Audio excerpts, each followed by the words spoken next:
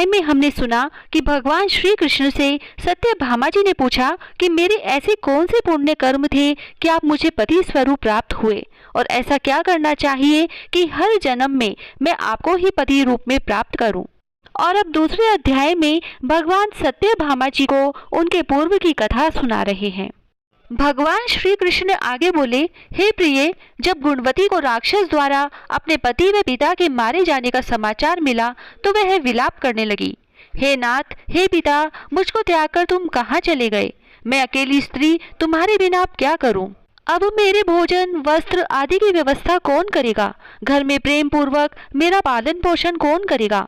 मैं कुछ भी नहीं कर सकती, मुझ विधवा की रक्षा कौन करेगा? मैं कहाँ जाऊं?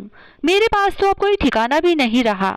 इस प्रकार विलाप करते हुए गुणवती चक्कर खाकर धरती पर गिर पड़ी और बेहोश हो गई। बहुत देर बाद जब उसे होश आया तो वह पहले की भांति करुणा विलाप करते हुए शोक सागर में डूब गई। कुछ समय के पश्चात जब वह संभली तो उसे ध्यान आया कि पिता और पति की मृत्यु के बाद मुझे उनका क्रियाक्रम करना चाहिए जिससे उनकी गति हो सके। इसीलिए उसने अपने घर का सारा सामान बेच दिया और उससे प्राप्त धन से अपने पिता और पति का श्राद्ध आदि कर्म किया। तत्पश्चात उसी नगर में रहते हुए 8 पहर भगवान विष्णु की भक्ति करने लगी। उसने मृत्यु पर्यंत तक नियम पूर्वक सभी एकादशियों का व्रत और कार्तिक महीने में उपवास एवं व्रत किए। हे प्रिय, एकादशी और कार्तिक का व्रत मुझे बहुत प्रिय है। इनसे मुक्ति, भुक्ति, पुत्र तथा संपत्ति प्राप्त होती है। कार्तिक मास में जब तुला राशि पर सूर्य आता है तब ब्रह्म मुहूर्त में उठकर स्नान करने वाले व व्रत और उपवास करने वाले मनुष्य मुझे बहुत प्रिय है, क्योंकि यदि उन्होंने पाप भी किए हो तो भी स्नान के व्रत के प्रभाव से उन्हें मोक्ष प्राप्त हो जाता है। कार्तिक में स्नान, जागरण, दीपदान तथा तुलसी के पौधे की रक्षा करने वाले मनुष्य साक्षात भगवान विष्णु के समान है। कार्तिक मास में मंदिर में झाड़ू लगाने वाले, स्वास्तिक बनाने वाले तथा भगवान विष्णु की पूजा करने वाले मनुष्य जन्म मरण के चक्कर से छुटकारा पा जाते हैं। यह सुनकर गुणवती भी प्रतिवर्ष श्रद्धा पूर्वक कार्तिक का व्रत और भगवान विष्णु की पूजा करने लगी। हे प्रिय, एक बार उसे ज्वर हो गया और वह बहुत कमजोर भी हो गई। फिर भी वह किसी प्रकार गंगा स्नान के लिए चली गई।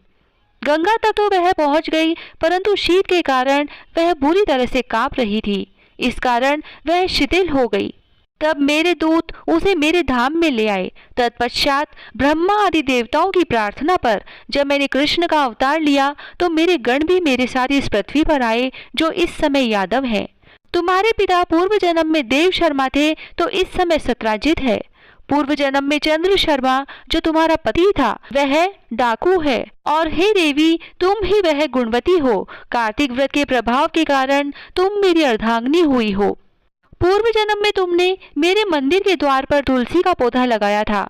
इस समय वह तेरे महलों के आंगन में कल्प वृक्ष के रूप में विद्यमान है। उस जन्म में जो तुमने दीपदान किया था उसी के कारण तुम्हारी देह इतनी सुंदर है और तुम्हारे घर में साक्षात लक्ष्मी का वास है। क्योंकि तुमने पूर्व जन्म में अपने सभी व्रतों का फल पति स्वरूप विष्णु को अर्पित किया था, उसी के प्रभाव से इस जन्म में तुम मेरी प्रिय पत्नी हुई हो। पूर्व जन्म में तुमने नियम पूर्वक जो कार्तिक मास का व्रत किया था उसी के कारण मेरा और तुम्हारा कभी वियोग नहीं होगा। इस प्रकार कार्तिक मास में व्रत आदि करने वाले मनुष्य मुझे तुम्हारे समान प्रिय है।